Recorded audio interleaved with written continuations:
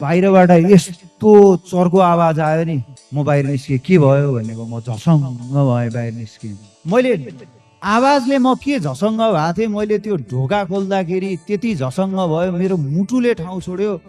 मैले जिन्दगीमा पनि कपडा त्यसरी च्यातिएको देखाएको थिइनँ होला, जसरी मानिसको शरीर छेद विच्छेद भएको थियो। मैले सोच्न नपाउँदै 3 जना मान्छे 4 तलाबाट हामफाले, बच्चा हामफाले, त्यो रोदन सुनियो। मैले त्यो दिमागले केही फिल्टर गर्नै पाएको थिएन। त्यसपछि चाहिँ उदा केही नछोडिकन चप्पल सब छोडेर तल गइयो। पछि बल्ल थाहा के भयो, म 18-19 को थिएँ त्यति बेला। हामी बसेको माथिपट्टि त्यहाँ केमिकलको के काम हुँदो रहेछ। फायरिङ भएर अन द स्पट 9 जना मान्छेहरू एक्सपायर हुनुभयो।